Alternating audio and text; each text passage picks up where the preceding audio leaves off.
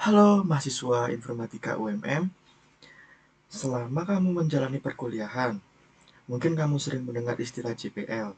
Tapi, apakah kamu benar-benar memahami apa itu JPL? Jangan anggap remeh, karena JPL bukan sekedar tiga huruf biasa. Di balik istilah ini, tersimpan tujuan besar yang akan membentuk dirimu sebagai lulusan yang unggul dan siap bersaing di dunia nyata. JPL merupakan singkatan dari capaian pembelajaran lulusan. Sederhananya, ini adalah kumpulan kompetensi atau bekal kemampuan yang wajib kamu miliki dan kuasai selama menempuh pendidikan di Prodi Informatika UMM.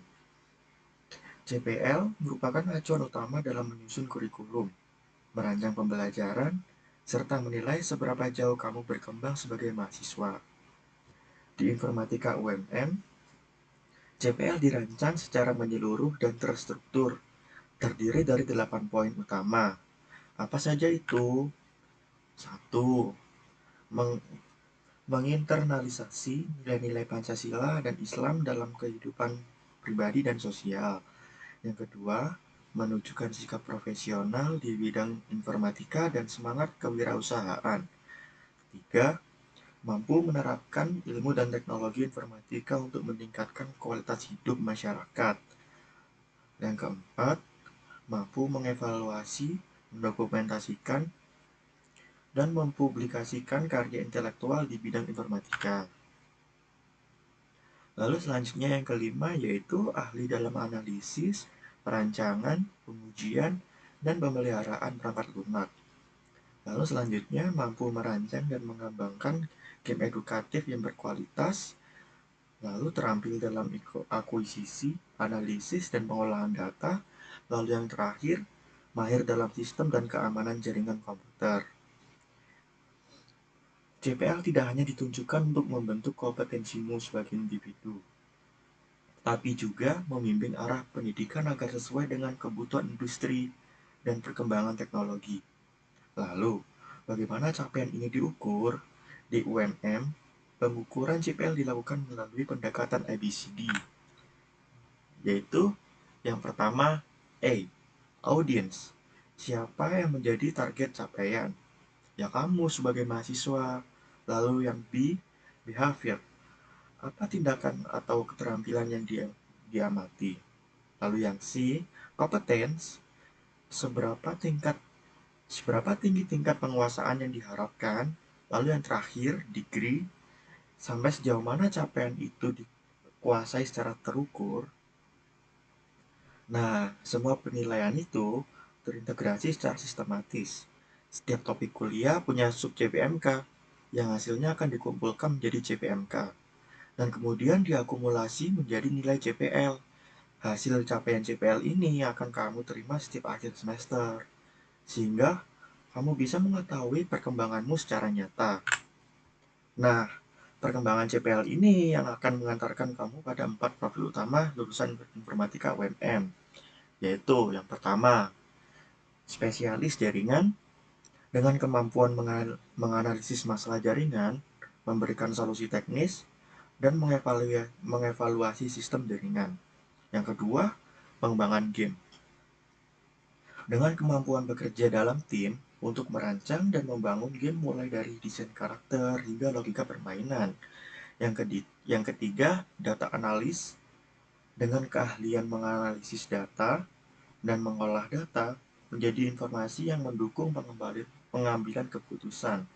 Lalu yang terakhir, yaitu yang keempat, rekayasa perangkat lunak dengan kemampuan lengkap dari analisis, desain, pengembangan, pengujian, hingga pemeliharaan perangkat lunak berkualitas. Lalu, untuk mencapai JPL ini, kamu perlu mengikuti peta jalan pembelajaran yang sudah disiapkan, mulai dari menyusun mata kuliah sesuai roadmap JPL, menyelesaikan asesmen setiap topik kuliah, memastikan nilai minimal tercapai di tiap sub JPMK, dan tentunya menerima serta mengevaluasi laporan CPL yang diberikan tiap akhir semester.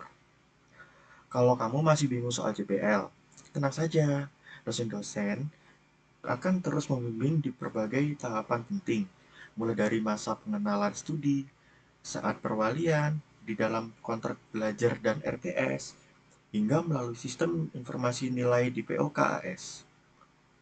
Lalu, bagaimana CPL ini dirancang? Tentu tidak asal-asalan. Perumusannya dilakukan secara profesional dan akademik, melalui tahapan-tahapan sebagai berikut. Analisis stress studi untuk memahami kebutuhan industri dan dunia kerja terkini. Perumusan JPL berdasarkan standar nasional, KKNI, PMM Prodi, Aptikom, dan perkembangan terbaru ilmu informatika. Lalu penetapan indikator JPL sebagai alat ukur keberhasilan pembelajaran dan dasar penyusunan JPMK, forum diskusi kurikulum bersama Dewan Pakar dan akademisi untuk mendapatkan masukan ilmiah.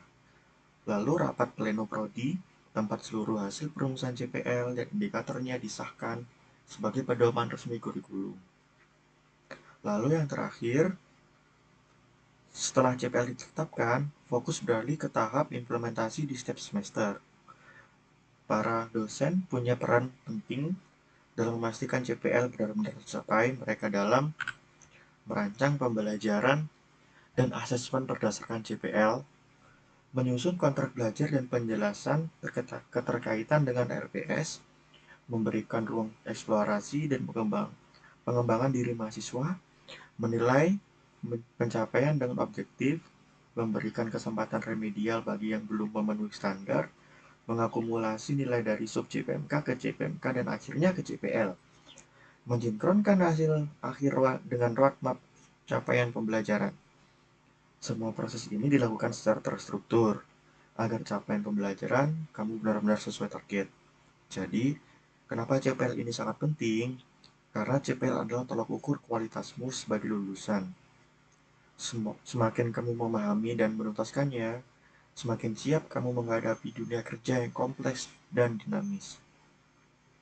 Setiap nilai yang kamu peroleh bukan sekedar angka, tapi gambaran pencapaian dan potensi dirimu.